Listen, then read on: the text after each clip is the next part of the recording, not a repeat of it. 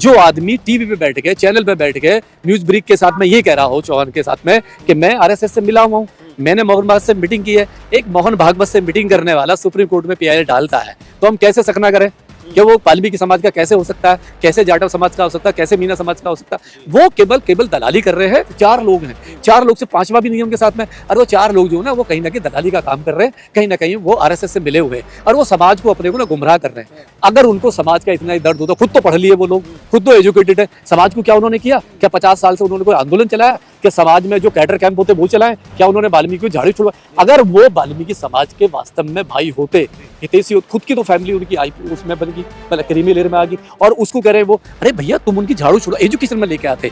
कौन कौन लोग हैं? मैं कह रहा हूँ अगर 2 लाख लोग किसी गुर्जर, किसी जाट, किसी ठाकुर समाज को दे दिया जाए और उसको बोला जाए कि तू गटर में उतर, तू गटर साफ कर, क्या वो करेगा? वो नहीं करेगा, क्योंकि स्वाभिमान का मैटर होता है।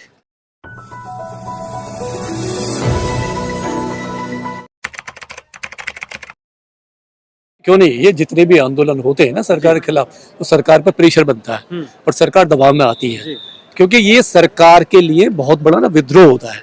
अगर समाज में, देश में पब्लिक रोड पे आती है और अपने अधिकारों के लिए बात करती है, तो सरकार हिलती है, सरकार परेशान होती है और कहीं ना कहीं सोचने पर मजबूर हो जाती है। क्योंकि जब देश में लोकतंत्र क्या है?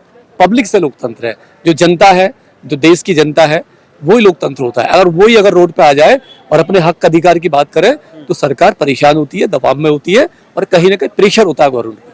क्या बहुजन समाज जो आरक्षण की लड़ाई को लड़ रहा है, क्या ये जायज है? बिल्कुल। ये कौन लड़ेगा? बहुजन समाज नहीं लड़ेगा तो कौन लड़ेगा? हमारी लड़ाई को तो हम ही लड़ेंगे ना। जो बहुजन समाज है, बड़ी मुश्किल से जिसको रिजर्वेशन मिला, और वो रिजर्वेशन एक खाली अधिकार नहीं है, वो हमारी आत्मा है।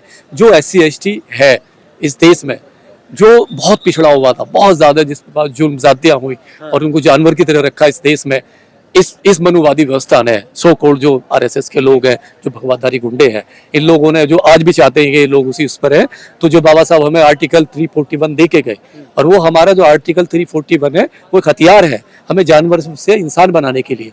तो एक बहुत बड़ा कदम, और उसी से हमारे लोग आज जो ना, मैं डॉक्टर बना हूँ, आप पत्रकार बने, और सो कॉल्ड भारत में जितने IAS PCS डॉक्टर इंजीनियर जो मंत्री संतरी बने हुए हैं, MLA विधायक जो प्रधान है, वो बाबा साहब के जो अधिकार की वजह से बने हुए हैं, क्योंकि एजुकेशन का रास्ता बाबा साहब ने खोला है। फिर ये आर्टिकल आ गया 341, तो इससे जो परेशान है मनुवाद बहुत ज्यादा है कि ये डॉक्टर कैसे बन गया, इंजीनियर कैसे बन गया, ये वकील कैसे बन गया, प्रोफेसर कैसे बन गया। सुप्रीम कोर्ट का जो आदेश था, यानी कि जो आदेश था, उसके सुप्रीम कोर्ट का आदेश नहीं है ये सुप्रीम कोर्ट तो एक ना मोनोपोली कर रहा है। ये सुप्रीम कोर्ट कहीं ना कहीं बीजेपी को खुश करने के लिए, आरएसएस को खुश करने के लिए, जिस तरीके से पिछले, अगर सुप्रीम कोर्ट का देखा जाए, जो पिछले मतलब गोगोई साहब थे जिन्होंने राम मंदिर का जजमेंट दिया, आपने देखा होगा, तो राम मंदिर का जो जजमेंट था, एक वो गिव एंड टेक की पॉलिसी थी कि हम आपको जजमेंट दे रहे हैं और हमें आप जो ना कुर्सी देना, तो उन्होंने वो किया।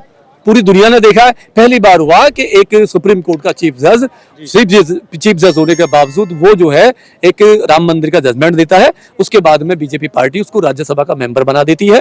तो ये तो और ये इसमें भी यही हुआ है, जितने भी ये सो कॉल्ड जज थे, 6 जज थे, कहीं ना कहीं ये अपना फ्यूचर, भविष्य, रिटायरमेंट के बाद में इन्होंने भविष्य सुधारा है। और ये जो ना संवैधानिक वो नहीं है जजमेंट, ये राजनीतिक है, ये पॉलिटिकल है। पूरी दुनिया इस पर थूक रही है। और जितनी बेइज्जती इस बार चीफ जज की हुई है आजाद भारत में, मैंने कभी नहीं देखा कि इतना ट्रोल हुआ हो चंद्रचूड़ को। लेकिन बहुजन समाज का एक तबका आपका विरोध कर रहा है आरक्षण को लेकर, कहा जा रहा है कि एक ही विशेष समाज ही आरक्षण खा रहा है। पहली बात तो SC ST में कोई विशेष समाज नहीं होता है। SC ST में सारे निचले तबके के लोग हैं, दबे हुए कुचले लोग हैं, जिन्होंने 2000-5000 साल तक अमानवीय अत्याचार सहे हैं, जो जानवर की तरह जिंदगी रही है।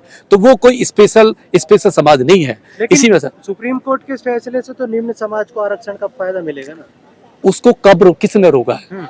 रोका किसने? आर्टिकल 341 एजुकेशन का अधिकार जो बाबा साहब देखे, वो तो सबको देखेंगे। बाबा साहब ने किसी के, संविधान ने, या जो जाटव लॉबी है, मीना लॉबी है, SC ST में, उन्होंने किसका दरवाजा रोका है? कभी दरवाजा नहीं रोका। अरे जो भी एजुकेशन को मतलब चला गया स्कूल में लेने के लिए, वो उसको रिजर्वेशन मिल गया। 8वीं पास करने के बाद में आपको थोड़ी ना मिलेगा। जब आप डिग्री लेते हैं, MA करते हैं, BA करते हैं, BTech करते हैं, डॉक्टर बनते हैं, इंजीनियर, तब जाकर मिलता है ना आपको, उसका एक दायरा है। क्लासिफिकेशन से अगर किसी को हक मिल रहा है तो परेशानी क्या है? किसी को नहीं मिलेगा। किसी को नहीं मिलेगा और खत्म और हो जाएगा, क्योंकि 9 लाख बैकलॉग पड़ा हुआ है।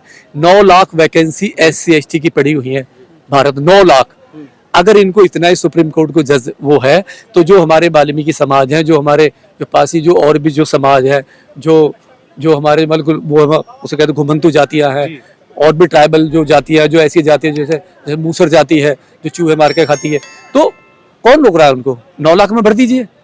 आपको अगर इतना ही दर्द है, आप दे दीजिए ना उनको। एजुकेशन बाद में होती रहेगी, आप पहले भर्ती, आप उनको पोस्ट दे दीजिए, एजुकेशन तो होती रहेगी ना।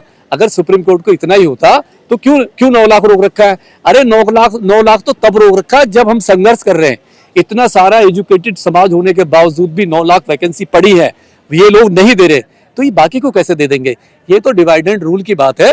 और उसमें भी देखिए क्या, वाल्मीकि समाज में 90% लोग हमारे साथ खड़े हुए हैं। 90% को ये पता है, वो समझदार लोगों ने ये पता है कि RSS का गेम है, सुप्रीम कोर्ट का गेम है, और ये हमें जो भाईचारा बना हुआ है, ये हमें तोड़ने वाले हैं, ये हमें ही तोड़ रहे हैं। आरक्षण को लेकर जो फूट पड़ गई है बहुजन समाज में, कहाँ पड़ी है? 4 लोगों से फूट नहीं पड़ती है। 4 लोग जो भी है ना, मैं 4 ही लोग देख रहा हूँ दिल्ली में, वो 4 लोग हैं, OP शुक्ला जैसे, तो रमेश भंगी जैसे 4 लोग हैं। 4 लोग से 5वां भी नहीं है उनके साथ में। और वो 4 लोग जो है ना, वो कहीं ना कहीं दलाली का काम कर रहे हैं, कहीं ना कहीं वो RSS से मिले हुए हैं, और वो समाज को अपने को ना गुमराह कर रहे हैं। अगर उनको समाज का इतना ही दर्द होता, खुद तो पढ़ लिए वो लोग, खुद तो एजुकेटेड है, समाज को क्या उन्होंने किया? क्या 50 साल से उन्होंने कोई आंदोलन चलाया? क्या समाज में जो कैडर कैंप होते वो चलाए? क्या उन्होंने वाल्मीकि को झाड़ू छोड़ा? अगर वो वाल्मीकि समाज के वास्तव में भाई होते, हितैषी होते, खुद की तो फैमिली उनकी IP उसमें बन गई, पहले क्रीमी लेयर में आ गई, और उसको कह रहे वो, अरे भैया तुम उनकी झाड़ू छोड़ो, एजुकेशन में लेके आते। कौन लोग हैं? मैं कह रहा हूँ, अगर 2 लाख लोग किसी गुजर, किसी जाट, किसी ठाकुर समाज को दे दिया जाए, और उसको बोला जाए कि तू गटर में उतर, तू गटर साफ कर, क्या वो करेगा? वो नहीं करेगा, क्योंकि स्वाभिमान का मैटर होता है। तो क्या वाल्मीकि समाज का स्वाभिमान कब जागेगा? कब इन्होंने मेहनत की है जगाने के लिए? इन लोगों ने मेहनत कभी नहीं की है। इन्होंने को राजनीति, आज भी बोले ये लोग राजनीति कर रहे हैं, केवल वाल्मीकि समाज को गुमराह करने के लिए ये लोग राजनीति कर रहे हैं, और सही बात नहीं बता रहे। अगर ये एजुकेशन की बात करें, उनकी झाड़ू छुड़ाए, कलम पकड़ाए, क्योंकि जिसने भी कलम पकड़ी है, चाहे OBC हो, SC ST हो, माइनॉरिटी है, वो ऊपर गया। लेकिन जो लोग गुमराह कर रहे हैं, कौन लोग हैं वो, और वाल्मीकि समाज इनके गुमराह होने में आ कैसा रहा? देखिए, OP शुक्ला कौन है? OP शुक्ला कहते हैं जिन्होंने PIL डाला है, उसकी वो टीम का हिस्सा रहे OP शुक्ला जो, और वो कहते हैं कि मैं 4 दिन पहले मोहन भागवत से मिला। जो आदमी टीवी पे बैठ के, चैनल पे बैठ के, न्यूज ब्रेक के साथ में ये कह रहा हो, चौहान के साथ में, कि मैं RSS से मिला हुआ हूँ, मैंने मोहन भागवत से मीटिंग की है। एक मोहन भागवत से मीटिंग करने वाला सुप्रीम कोर्ट में PIL डालता है, तो हम कैसे सकना करें कि वो वाल्मीकि समाज का कैसे हो सकता है, कैसे जाटव समाज का हो सकता है, कैसे मीना समाज का हो सकता है? वो केवल दलाली कर रहे हैं, और वो 3-4 लोग हैं, उससे फर्क नहीं पड़ता है। आप वाल्मीकि समाज बहुत समझदार लोग हैं, वो हमारे साथ खड़ा हुआ है, वो हमारा छोटा भाई है, और वो बहुत सारे लोग हैं, मेरे दोस्त हैं, मित्र हैं, बहुत डॉक्टर भी है, इंजीनियर भी है, टीचर भी है, जिन्होंने कलम पकड़ी है, वो उन्हें कोई रोक नहीं पा रहा है। सर, आरक्षण के खिलाफ भारत बंद भी किया गया था, आज चंद्रशेखर ने किया, तो क्या लगता है सफल होगा? बिल्कुल। देखिए, आंदोलन हमारे आज तक फेल हुए ही नहीं है। हमने 13 पॉइंट रोस्टर का किया, सरकार घुटने पे आई। हमने SC ST एक्ट का किया, सरकार घुटने पे आई। हमने रविदास मंदिर का किया, सरकार घुटने पे आई। और हमने किसान आंदोलन में बहुजन समाज ने सपोर्ट किया, किसान घुटनों पे, ये घुटने पे आई सरकार, और इसमें भी घुटने पे आएगी। आप देख लीजिए, ये थोड़े टाइम की बात है, नाक रगड़ेगी, अध्यादेश लेके आएगी, और सुप्रीम कोर्ट के जो जज बैठे हुए हैं ना, जो मनुवादी जज थे, वो भी माफी मांगेंगे।